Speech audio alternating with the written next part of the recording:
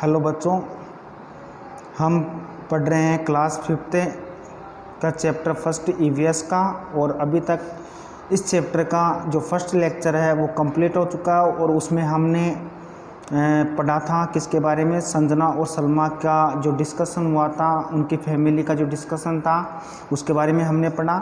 संजना का जो परिवार था वो एक न्यूक्लियर फैमिली था, संजना का परिवार था वो एक जॉइंट फैमिली था, संयुक्त परिवार था, जबकि सलमा का जो फैमिली था वो एक न्यूक्लियर फैमिली था। इसके बारे में हमने डिस्कस किया था।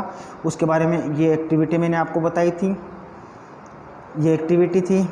इस एक्टिविटी के बारे में हमने डिस्कस किया था।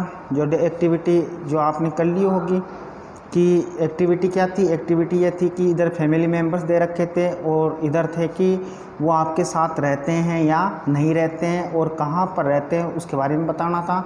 नेक्स्ट इसके बाद में हमने ये जो क्वेश्चन आंसर थे इसके बारे में डिस्कस किया था कि आपके नेबरहुड में कौन रहता है, वहाँ पर कितने न्यूक्लियर परिवार हैं, और जो न्यूक्लियर जो फैमिली है उनमें वहाँ पर कितने थे मेंबर्स हैं और उन्होंने अपना कार्य कैसे बांट रखा है। उसके बाद में जो जॉइंट फैमिलीज़ हैं वो कितनी हैं, और संजना का जो परिवार न्यूक्लियर फैमिली होता तो उनकी माताजी की देखभाल कौन करता, तो इसके बारे में हमने डिस्कस किया था। उसके बाद में हमने फैमिली ट्री के बारे में डिस्कस किया था। और उसके बाद में फिर आपको ये क्वेश्चन आंसर दिए गए थे कि what answer Salma's father must have given to her, कि जब सलमा ने पूछा कि हम हमारे घर वापस क्यों नहीं जा सकते हैं, या कह सकते हैं कि सलमा ने अपने पिताजी को कहा था कि हम हमारे गांव को छोड़कर इतनी दूर शहर में क्यों आए हैं, तो सलमा के पिताजी ने सलमा को क्या आंसर दिया होगा, तो इसके बारे में डिस्कस किया था। उसके बाद में जो ये पॉइंट फॉर डिस्कशन थे इसके बारे में डिस्कस किया था कि जो न्यूक्लियर परिवार हैं उनके फॉर्मेशन के रीजंस क्या क्या हैं, जो न्यूक्लियर फैमिली और जॉइंट फैमिली उसमें क्या डिफरेंस है, और समय के साथ में जो ये चेंजेस हुए हैं फेस्टिवल को सेलिब्रेशन के जो तरीक़ों में चेंजेस हुए हैं तो वो कौन कौन से हैं, तो इनके बारे में हमने डिस्कस कर लिया था। क्या कह सकते हैं इन सभी चीज़ों को हमने डिस्कस किया था लास्ट वीडियो में या पिछले वीडियो में। और आज हम स्टार्ट कर रहे हैं नेक्स्ट जो पेज नंबर 4 है वहाँ से स्टार्ट कर रहे हैं। तो देखो, make a table in your notebook, आपकी जो नोटबुक है उसमें एक टेबल बनाओ। एंड राइट डाउन, उसमें लिखो when do you visit your relatives home, कि आपने अपने जो रिश्तेदार हैं उनके घर पर कब विजिट किया था। फॉर एग्ज़ाम्पल, उदाहरण के लिए, if there is some necessary work, कि उनके घर पर कोई आवश्यक काम था तब आप वहाँ गए थे। और ऑन फेस्टिवल्स, या किसी त्यौहार पर गए थे। और नेवर, या आप कभी नहीं गए। तो इस प्रकार की आपको ये जो टेबल दिख रही है ऐसी टेबल बनानी है। इधर रिलेटिव्स है नाना जी, नानी जी, दादाजी, दादी जी, चाचा जी, चाची जी, फूफा जी, बुआ जी, मौसा जी, मौसी जी। डू यू, अब ये इधर क्वेश्चन है कि do you live with them, क्या आप उनके साथ रहते हैं। अगर आप नाना जी, नानी जी के साथ रहते हैं तो राइट करना है यस, और नहीं रहते हैं तो राइट करना है नो। ओके, दादाजी, दादी जी के साथ रहते हैं तो राइट करना है यस, नहीं रहते हैं तो नो। चाचा जी, चाची जी के साथ रहते हैं तो यस, और नहीं रहते हैं तो नो। फूफा जी, बुआ जी के साथ रहते हैं तो यस, नहीं रहते हैं तो नो। मौसा जी, मौसी जी के साथ रहते हैं तो यस, नहीं रहते हैं तो नो। तो ये हो गया। उसके बाद में आपको देखना है आगे क्या है। नेक्स्ट जो है उसमें देखो, when do you visit their home, कि आपने उनके साथ नहीं रहते तो आप उनके घर पर कब विजिट किया था आपने, कि किसी फेस्टिवल्स पर गए थे आप, कोई त्यौहार था तब गए थे, या कोई नेसेसरी वर्क था, आवश्यक काम था तब गए थे। तो आपको इसमें राइट करना है। आप नाना जी, नानी जी के घर पर कब गए, कोई फेस्टिवल्स पर गए थे, या समर वेकेशन में गए थे, या कह सकते हैं कोई नेसेसरी वर्क था तब गए थे, या आप कभी नहीं गए तो राइट करना है नेवर, हम कभी नहीं गए। तो इस प्रकार आपको ये टेबल कंप्लीट करनी है। नेक्स्ट हम चलते हैं, जो नेक्स्ट हमारा जो है वो है अडॉप्शन। अडॉप्शन मीन्स क्या होता है, गोद लेना। गोद लेना किसे कहते हैं, कि जब हम, जैसे मान लो हमारे जो रिश्तेदार हैं, रिलेटिव्स हैं, उनके बच्चों को हम लीगल प्रोटेक्शन देते हैं। लीगल प्रोटेक्शन का मतलब कानूनी तौर पर संरक्षण देते हैं तो उसको क्या कहलाता है, वही अडॉप्शन कहलाता है। अब यहाँ पर डिस्कशन हो रहा है किस किस के बीच में हो रहा है, मोहन और योगी के बीच में। तो वंस, अब हम इसको रीड करते हैं। वंस इन रेनी सीजन, एक बार वर्षा ऋतु में, सलमा एंड संजना, सलमा और जो संजना थी, went for a picnic, picnic के लिए गए, इन ए गार्डन, बगीचे में, फार फ्रॉम देयर स्कूल, जो उनकी स्कूल से दूर था। दे एन्जॉयड, उन्होंने आनंद किया, द पिकनिक, पिकनिक का, बाई प्लेइंग, खेल कर, एंड ईटिंग, खाना खाकर, विद देयर फ्रेंड्स, अपने दोस्तों के साथ में, वाइल, जब, दे वर हैविंग देयर फूड, कि जब वो अपना भोजन कर रहे थे, इन द गार्डन, बगीचे में, वन ऑफ देयर क्लासमेट, उनका एक सहपाठी, मोहन, मोहन था एक सहपाठी उनके साथ पढ़ने वाला, आस्क्ड, उसने पूछा योगी, योगी से, who has come with you to the picnic, कि आपके साथ पिकनिक पर ये कौन आया है। ठीक है, कि मोहन ने योगी से पूछा कि आपके साथ पिकनिक पर कौन आया है। तो हम कह सकते हैं कि सलमा और संजना थी, उसके अलावा वहाँ पर उनके क्लासमेट थे मोहन और योगी। अब योगी ने रिप्लाइड किया या उत्तर दिया कि सी, वह, इज माई यंगर सिस्टर, वह मेरी छोटी बहन है। अब मोहन ने फिर आस्क किया, I have never seen with you before, कि इससे पहले मैंने आज तक इसको आपके साथ कभी नहीं देखा। फ्रॉम वेयर हैज़ सी कम, कि यह कहाँ से, वह कहाँ से आ गई, ऑल ऑफ ए सडन, अचानक से ही। तो मोहन ने कहा कि इससे पहले मैंने आपकी जो सिस्टर है उसको आपके साथ कभी नहीं देखा, तो अचानक से ही ये जो आपकी सिस्टर है वो आपके साथ कहाँ आ गई। अब योगी ने आंसर दिया, सी इज़ ए न्यू मेंबर, कि वह एक नया सदस्य है, इन आवर फैमिली, हमारे परिवार में। माई फादर, मेरे पिताजी, एंड माई मदर, और मेरी माताजी, अडोप्टेड हर, तो मेरे पिताजी और मेरी माताजी ने इसको अडॉप्ट किया है। अडॉप्ट का मतलब गोद लिया है। एज, जैसे, आई एम माई पेरेंट्स सन, जैसे मैं मेरे माता पिता का पुत्र हूँ। सी इज़ आल्सो देयर डॉटर, वह भी उनकी क्या है, पुत्री है। इन दिस वे, इस तरीके में, सी इज़ माई सिस्टर, वह मेरी बहन है। नाउ, अब, I like her very much, मैं उसको बहुत ज़्यादा पसंद करता हूँ। She moves around with me, कि वह मेरे साथ ही घूमती है। एंड ऑलवेज, और हमेशा, इमिटेट्स मी, मेरी नकल करती है। तो योगी ने कहा कि जिस प्रकार मैं मेरे माता पिता का एक पुत्र हूँ या बेटा हूँ, उसी प्रकार वह भी क्या है, बेटी है, और इस तरीके में वह मेरी अब क्या है, सिस्टर है, और मैं उसे बहुत ज़्यादा पसंद करता हूँ। वह मेरे साथ ही घूमती फिरती है और हमेशा मेरी नकल भी करती है। अब नेक्स्ट है, अब हम पढ़ेंगे अडॉप्शन क्या होता है। अडॉप्शन क्या होता है, इसकी परिभाषा देखेंगे।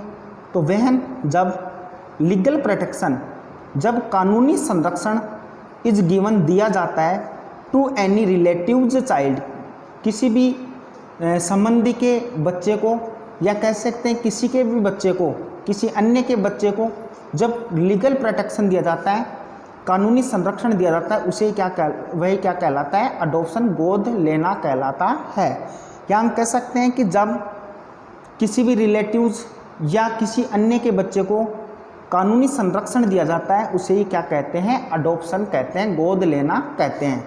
अब थिंक एंड आंसर दीज, सोचो और इनके उत्तर दो। फर्स्ट है, इफ़ यू, ये एक्टिविटी आपको जो करनी है, if you live in a nuclear family, यदि आप एक एकल परिवार में या छोटे परिवार में रहते हैं, and your mother goes out of the station for 2-3 days, और आपकी माताजी 2-3 दिनों के लिए बाहर चली जाती हैं, then how do you feel, तब आप कैसा महसूस करते हैं। तो मैं कह सकता हूँ, जैसे मान लो अगर मैं ही रहता हूँ किसी न्यूक्लियर फैमिली में और मेरी माताजी 2-3 दिनों के लिए घर से बाहर चली जाती है, तो मैं कैसा महसूस करूँगा, मैं लोनली महसूस करूँगा। तो मैं कह सकता हूँ आई फील लोनली, मैं बहुत ही अकेलापन महसूस करूँगा। नेक्स्ट है,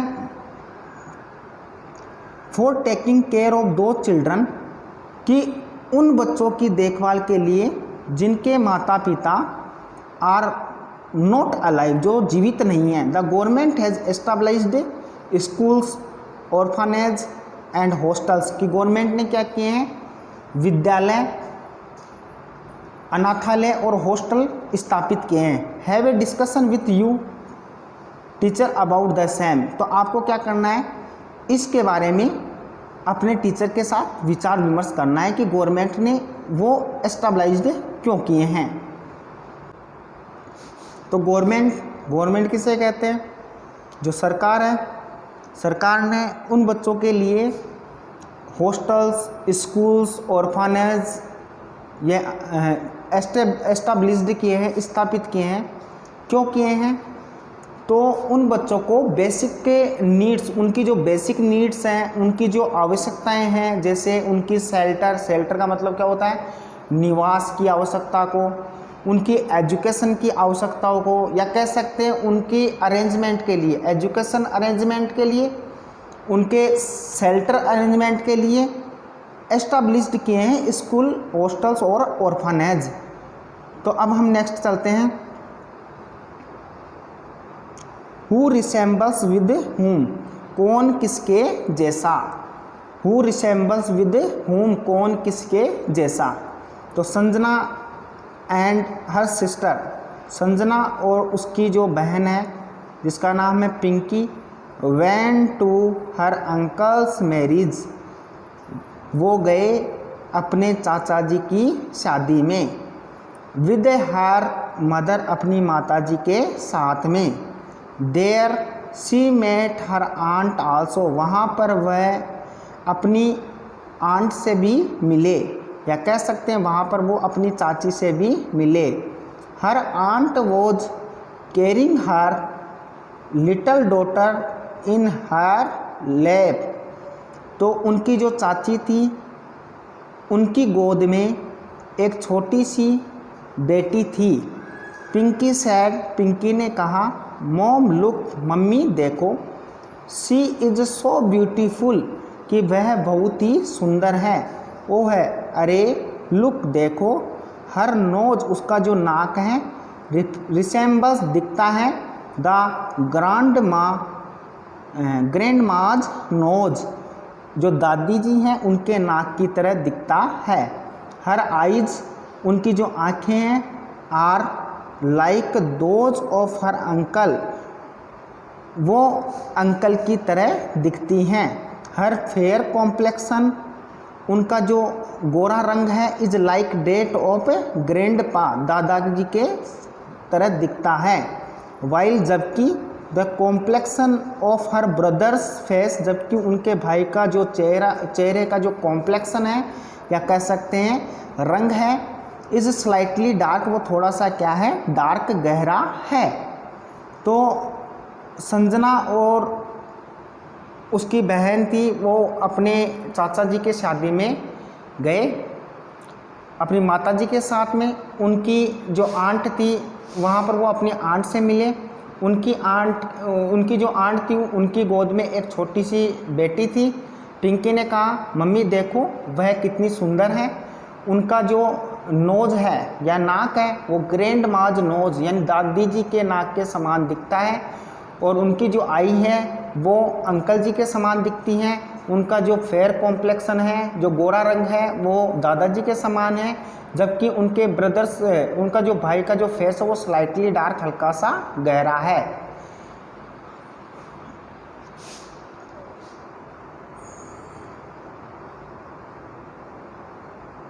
अब नेक्स्ट चलते हैं,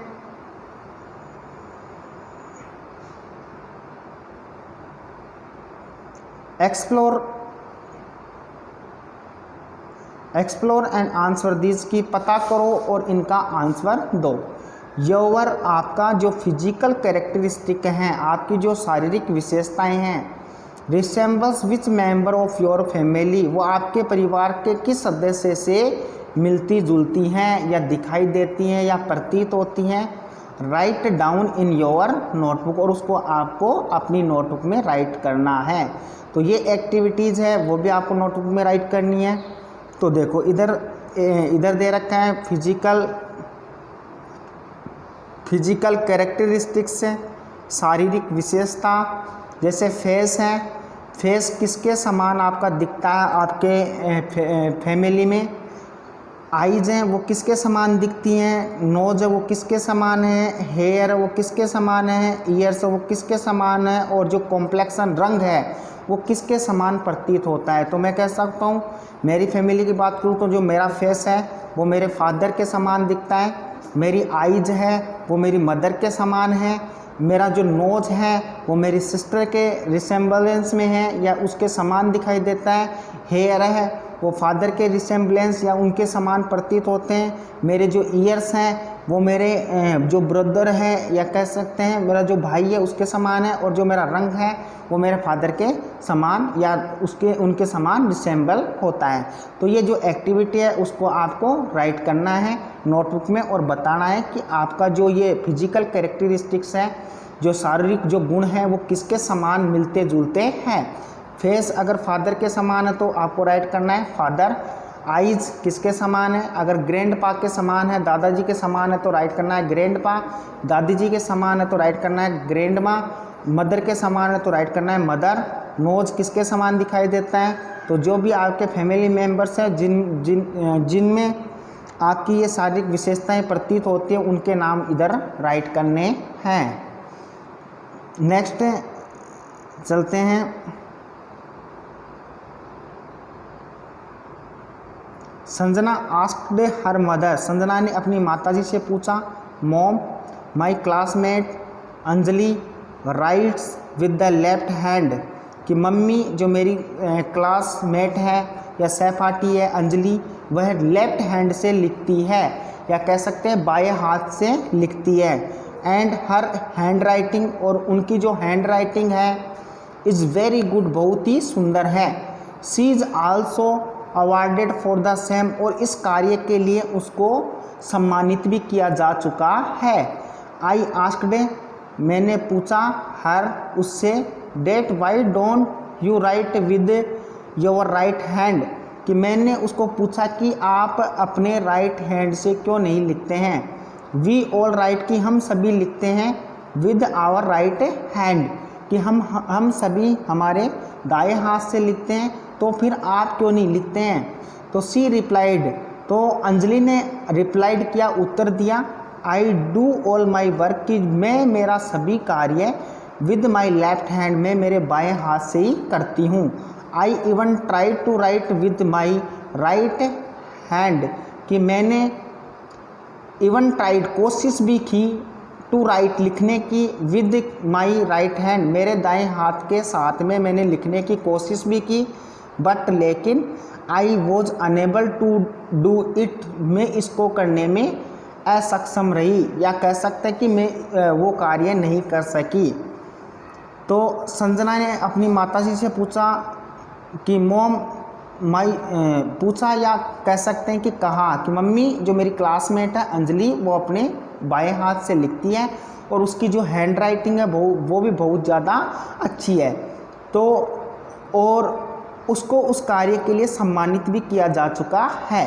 मैंने उसको पूछा कि आप अपने राइट हैंड से क्यों नहीं लिखते हैं, जबकि हम सभी हमारे राइट हैंड से लिखते हैं। तो उसने मुझे आंसर दिया कि मेरा सभी कार्य हैं वो लेफ़्ट हैंड से ही करती हूँ। मैंने राइट हैंड से कार्य करने की कोशिश भी की लेकिन ये मेरे से नहीं हो सका। अब नेक्स्ट चलते हैं। एक्सप्लोर एंड आंसर दीज, की पता करो और इनका आंसर दो।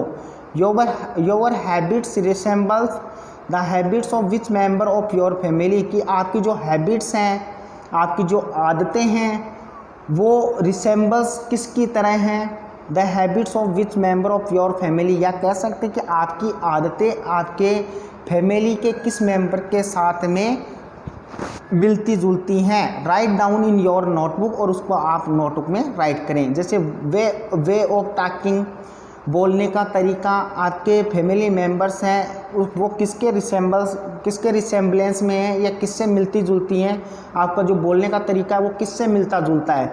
तो अगर फादर से तो आपको राइट करना है फादर, मदर से तो आपको राइट करना है मदर, और ग्रैंड फादर से मिलता जुलता है तो आपको राइट करना है ग्रैंड फादर, ग्रैंड मदर से मिलता जुलता है तो आपको राइट करना है ग्रैंड मदर। फिर है वे ऑफ वॉकिंग, चलने का तरीका, किससे रिसेम्बलेंस होता है, किससे मिलता जुलता है। तो आपको अगर आपका चलने का तरीका है वो आपके फादर से मिलता जुलता है तो आपको राइट करना है फादर। मदर से मिलता जुलता है तो आपको राइट करना है मदर।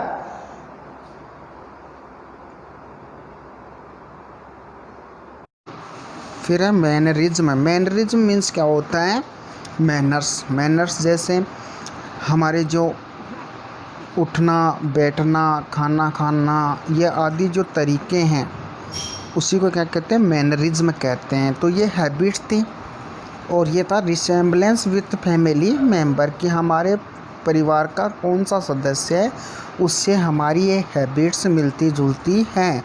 इसको आप नोटबुक में करें। अब नेक्स्ट चलते हैं द फिजिकल कैरेक्टरिस्टिक्स से कि जो शारीरिक लक्षण होते हैं, शारीरिक गुण होते हैं, are inherited in the children from their parents and grandparents. वो इनहेरिटेड होते हैं, वंशानुगत होते हैं। किस बच्चों में किससे होते हैं, माता पिता से या ग्रैंड पेरेंट्स यानी दादा दादी से होते हैं। दीज कैरेक्टर्स, ये जो लक्षण होते हैं या गुण होते हैं, are known as hereditary characters, इनको कह सकते हैं वंशानुगत लक्षण। And this phenomenon is called inheritance. और इस फेनोमेनाइज, इस यह जो फेनोमेनाइज है या कह सकते हैं जो लक्षण है उसको हम इनहेरिटेंस भी कह सकते हैं, आनुवांशिक भी कह सकते हैं। जिसका मतलब है डेट इज जो है transfer of characteristics from generation to generation, यानी पीढ़ी दर पीढ़ी लक्षणों का गमन या ट्रांसफ़र। तो सम कैरेक्टरिस्टिक्स, कुछ विशेषताएं या लक्षण होते हैं, आर एक्वायर्ड, जो हमें प्राप्त होते हैं फ्रॉम सराउंडिंग्स, हमारे आसपास के वातावरण से। And these are not inherited, और वो वंशानुगत नहीं होते हैं। तो वंशानुगत लक्षण किसे कहते हैं कि वे लक्षण जो हमें हमारे पेरेंट्स या ग्रैंड पेरेंट्स से प्राप्त हुए हैं उन्हीं को हम वंशानुगत लक्षण कहते हैं। और जो हमें हमारे सराउंडिंग्स या कह सकते हैं आसपास के वातावरण से प्राप्त होते हैं उनको वंशानुगत लक्षण नहीं कहते हैं। नेक्स्ट चलते हैं, वी मस्ट नो, हमें यह भी जानना चाहिए। अब एक साइंटिस्ट थे जो आपको दिख रहे होंगे फिगर में, जिनका नाम था ग्रेगर जॉन मेंडल। तो Gregor John Mendel has done a lot of experiments on P plant. तो ग्रेगर जॉन मेंडल ने बहुत ज़्यादा प्रयोग किए किस पर, पी प्लांट। पी प्लांट का मतलब क्या होता है, मटर का पौधा। तो ग्रेगर जॉन मेंडल ने मटर के पौधे पर कई प्रयोग किए। And he formulated the laws of inheritance, और उन्होंने आनुवंशिकता के जो लक्षण थे, आनुवंशिकता के जो नियम थे उनको प्रतिपादित किया, फॉर्मुलेटेड किया। फिर है फॉर दिस रीज़न, इस कारण कि उन्होंने मटर के पौधे पर प्रयोग किए और इनहेरिटेंस के लॉज दिए, और इसी के कारण उनको क्या कहा जाता है, फादर ऑफ जेनेटिक्स, आनुवंशिकी का जनक भी कहा जाता है। तो ग्रेगर जॉन मेंडल थे, उन्होंने मटर के पौधे पर कई प्रयोग किए और प्रयोग करने के बाद में उन्होंने इनहेरिटेंस के लॉज दिए, वंशानुगत के लॉज दिए। वंशानुगत क्या होता है, पीढ़ी दर पीढ़ी लक्षणों का गमन। तो इसको प्रतिपादित किया, इसी कारण उनको क्या कहा जाता है, फादर ऑफ जेनेटिक्स, आनुवंशिकी का पिता भी कहा जाता है। अब जो नेक्स्ट फिगर दिख रही है वो आपको दिख रही है डॉक्टर हरगोविंद खुराना। तो doctor Hargovind Khorana has written many research paper. Research paper का मतलब शोध पत्र। इन्होंने भी कई शोध किए, प्रयोग किए, और उनको उन रिसर्च को, उन शोध को उन्होंने कागज़ों में लिखा, पेपर्स में रिटर्न किया। Regarding determinations of inheritance of new characteristics, और नए जो लक्षण होते हैं, जो नए लक्षण हैं आनुवंशिकी के, उनका निर्धारण करते हुए उन्होंने अपने जो शोध थे उनको शोध पत्र में लिखा।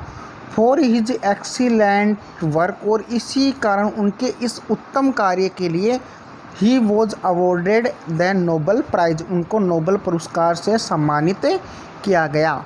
तो कह सकते हैं कि डॉक्टर हरगोविंद खुराना थे, उन्होंने जो नए लक्षण हैं आनुवंशिकी के, जो नए लक्षण हैं उनको निर्धारित करते हुए उनको शोध पत्रों में लिखा और इसी एक्सीलेंट वर्क के लिए उनको नोबेल प्राइज से या नोबेल पुरस्कार से सम्मानित किया गया।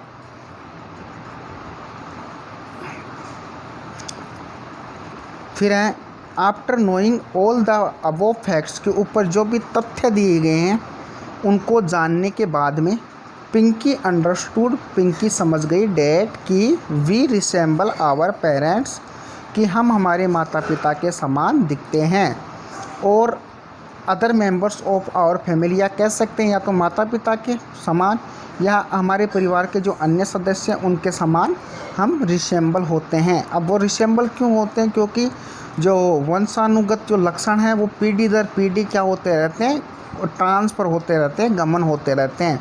बट लेकिन सी आल्सो वांटेड टू नो, लेकिन वह अभी भी जानना चाहती थी वेदर की the process of inheritance of characteristics exist in animals also, कि जो इनहेरिटेंस की जो प्रोसेस है, इनहेरिटेंस का मतलब आनुवंशिकी की जो प्रक्रिया है वो एनिमल्स में भी एग्जिस्ट होती है क्या, कि ये एनिमल्स में भी वो पाई जाती है क्या। तो पॉइंट्स फॉर डिस्कशन, अब विचार विमर्श के कुछ बिंदु हैं। तो फर्स्ट जो पॉइंट है डिस्कशन का वो है कि how does a cow recognise its calf. तो एक काऊ होती है गाय, वो अपने बछड़े को कैसे पहचान पाती है। एक तो पॉइंट ऑफ डिस्कशन है ये है। और नेक्स्ट है how does your mother recognize you in a crowd, कि भीड़ में आपकी माताजी आपको कैसे पहचान पाती है। तो दो पॉइंट है, एक तो how does a cow recognise its calf, कि गाय अपने बछड़े को कैसे पहचान पाती है, और सेकंड जो डिस्कशन पॉइंट है वो है कि how does your mother recognize you in a crowd, कि भीड़ में भी आपकी माताजी आपको कैसे पहचान लेती है। तो एक्चुअली कि वास्तव में एवरी ऑर्गेनिज्म, की प्रत्येक जो जीव होता है हैज रखता है सम कुछ कैरेक्टरिस्टिक्स, लक्षण या गुण, inherited from his her parent, जो उसको वंशानुगत प्राप्त होते हैं अपने माता पिता से, या कह सकते हैं एंसेस्टर पूर्वजों से। बट लेकिन इन ए फ्यू कैरेक्टरिस्टिक्स, की कुछ जो लक्षण होते हैं दे आर डिफरेंट टू, वे क्या होते हैं कुछ लक्षणों में वो थोड़े डिफरेंट होते हैं, भिन्न होते हैं। Even is in case of twins, twins का मतलब क्या होता है जुड़वा। तो जुड़वा जो बच्चे होते हैं उनमें देखें तो सम ऑफ कैरेक्टरिस्टिक्स आर डिफरेंट, कि उनकी कुछ कैरेक्टरिस्टिक्स, उनके कुछ लक्षण होते हैं वो क्या होते हैं डिफरेंट होते हैं, अलग अलग होते हैं। तो हमें हमारे माता पिता से, या कह सकते हैं कि प्रत्येक जीव है उसको अपने माता पिता से कुछ लक्षण प्राप्त होते हैं, इनहेरिटेड प्राप्त होते हैं, वंशानुगत प्राप्त होते हैं, लेकिन कुछ विशेषताएं उनमें डिफरेंट होती हैं। ट्विन की केस में बात करें, जुड़वा जो बच्चे होते हैं उनकी केस में अगर बात करें तो उनमें भी कुछ जो लक्षण होते हैं वो डिफरेंट होते हैं। नेक्स्ट अब है कि वी लर्न, कि हम सीख चुके हैं there are different reasons due to which the family become nuclear और जॉइंट। तो इस चैप्टर में हमने जो पढ़ा उस चैप्टर का ये सारांश है, या कह सकते हैं कि इस चैप्टर में हमने क्या क्या सीखा। तो देयर आर डिफरेंट रीजन्स, कि वहाँ पर कई रीजन्स है, ड्यू टू विच जिसके कारण फैमिलीज़ बिकम न्यूक्लियर और जॉइंट, जिसके कारण फैमिलीज़ हैं, परिवार हैं, वो छोटे और संयुक्त बन रहे हैं। तो वहाँ पर कई रीजन्स है, उसके बारे में हमने पढ़ा। In nuclear family and joint families, nuclear family में और जॉइंट फैमिली में ऑल द फैमिली मेम्बर्स, सभी जो परिवार के सदस्य होते हैं, प्ले डिफरेंट रोल्स, वो अपनी अलग अलग भूमिकाएं निभाते हैं। यह हमने इसके बारे में पढ़ा। सम पीपल्स अडोप्ट चिल्ड्रन, कुछ लोग होते हैं वो क्या करते हैं बच्चों को गोद लेते हैं, एंड डू देयर अपब्रिंगिंग, और उनका पालन पोषण करते हैं। नेक्स्ट हमने क्या पढ़ा, Gregor John Mendel is known as the father of genetics, कि ग्रेगर जॉन मेंडल थे, उन्होंने पी प्लांट मटर के पौधे पर एक्सपेरिमेंट किए और उन्होंने जो पीढ़ी दर पीढ़ी लक्षणों का गमन होता है उसके बारे में बताया, इसीलिए उनको क्या कहा जाता है, फादर ऑफ जेनेटिक्स, आनुवंशिकी का जनक या आनुवंशिकी का पिता कहा जाता है। Doctor Hargovind Khorana was awarded, Hargovind Khorana को सम्मानित किया गया किससे, नोबेल प्राइज़, नोबेल पुरस्कार से फॉर हिज वर्क, क्योंकि उन्होंने अपना सर्वश्रेष्ठ कार्य किया था इनहेरिटेंस ऑफ न्यू कैरेक्टरिस्टिक से, कि जो नए लक्षण आते हैं, वंशानुगत जो नए लक्षण आते हैं उससे संबंधित उन्होंने अच्छा कार्य किया था, इसीलिए उनको नोबेल प्राइज़ से सम्मानित किया गया था। तो इस प्रकार जो हमारा जो चैप्टर है, फर्स्ट चैप्टर, वो कंप्लीट हो चुका है। और ये फर्स्ट चैप्टर के अब क्वेश्चन आंसर हैं कि हमने क्या सीखा, उसका हम मूल्यांकन करेंगे। तो लर्न सबसे पहले हैं learn, understand and now tell, कि पहले लर्न का मतलब सीखना, अंडरस्टैंड समझो, एंड नाउ टेल और फिर बताओ, या कह सकते हैं कि सीखो, समझो और फिर टेल, या अब टेल का मतलब बताना है कि हमने सीख लिया है, समझ लिया, अब हमें इनके बारे में बताना है, जो क्वेश्चन आंसर दिए गए हैं उनके बारे में। तो हम कह सकते हैं फर्स्ट जो क्वेश्चन आंसर है कि the transfer of characteristic from one generation to another is known as, कि एक पीढ़ी से दूसरी पीढ़ी में जो कैरेक्टरिस्टिक्स ट्रांसफ़र होती हैं, जो लक्षण गमन होते हैं, उन लक्षणों को क्या कहते हैं। तो हमने पढ़ा था उन लक्षणों को हम हेरिडेटरी कैरेक्टर्स कहते हैं, हेरिडेटरी कैरेक्टर्स कहते हैं। तो हमने अभी पढ़ा था इसके बारे में कि जो, और वो है कि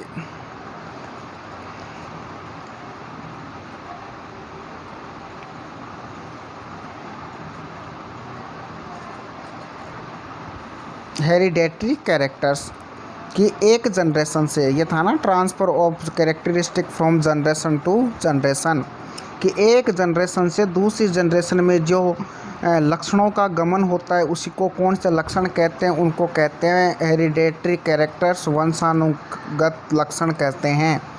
नेक्स्ट जो क्वेश्चन है वो है right the names of any two scientist who worked in the field of genetics, जिन्होंने आनुवंशिकी के क्षेत्र में कार्य किया था, उन दो साइंटिस्ट के नाम बताओ।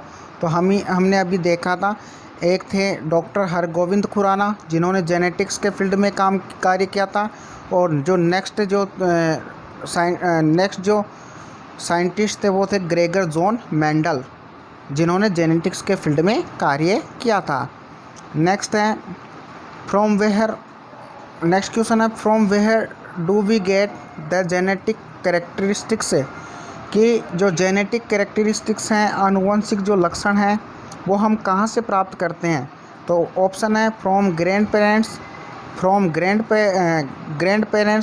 पैटर्नल यानी पैतृक पिता वाले यानी दादाजी दादी जी, और मैटरनल नाना नानी, या फ्रॉम पेरेंट्स माता पिता से, या from all of the above या सभी से। तो इसका आंसर क्या होगा, डी, कि हम जो जेनेटिक कैरेक्टरिस्टिक्स प्राप्त करते हैं वो सभी से प्राप्त करते हैं, ग्रैंड पेरेंट्स से प्राप्त करते हैं, पेरेंट्स से प्राप्त करते हैं, मैटरनल ग्रैंड पेरेंट्स से प्राप्त करते हैं। तो इसका आंसर क्या होगा, from all of the above के ऊपर दिए गए सबसे। नेक्स्ट है what is your relations with your mother sister, आपकी जो मदर सिस्टर है उससे आपका क्या रिलेशन है। तो हम कह सकते हैं कि our relation with our mother sister, तो कौन सा रिलेशन होगा। तो अपन कह सकते हैं कि हमारी जो माता जी हैं उनकी जो बहन है उनसे हमारा संबंध होगा, या कह सकते हैं कि वो हमारी क्या लगेंगी, मौसी जी। तो हमारा जो मदर सिस्टर से जो रिलेशन होगा वो कौन सा होगा, मौसी जी का। फिर नेक्स्ट है what is the difference between a nuclear family and a joint family, कि एक छोटा परिवार होता है और एक बड़ा परिवार होता है, उनके बीच में क्या अंतर होता है। तो हमने पढ़ा था कि न्यूक्लियर फैमिली होते हैं उसमें only parents and their childrens live करते हैं, जबकि जॉइंट फैमिली होता है उसमें parents, grandparents, aunt, uncle, their childrens, ये सभी लिव करते हैं। तो हमने न्यूक्लियर और जॉइंट फैमिली के बारे में डिस्कस किया था।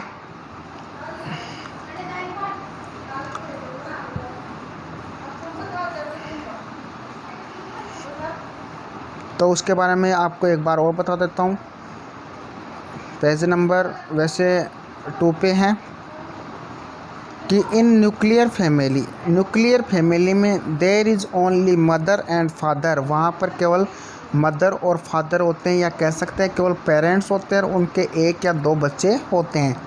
जबकि लेकिन इन्हें जॉइंट फैमिली एक संयुक्त परिवार होता है, उसमें ऑल द मेंबर्स, सभी मेंबर्स होते हैं, जैसे पेरेंट्स भी होते हैं, ग्रैंड पेरेंट्स भी होते हैं, आंट भी होते हैं, अंकल भी होते हैं, वो अपना डिफरेंट रोल क्या करते हैं, प्ले करते हैं and contribute toward the upbringing of the children, और बच्चों का पालन पोषण में वो अपना योगदान देते हैं।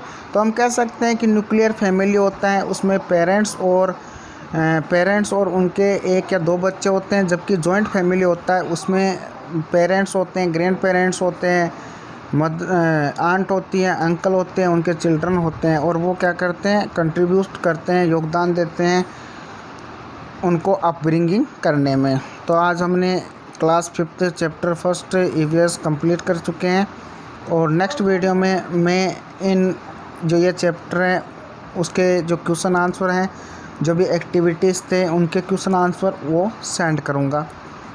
Thank you.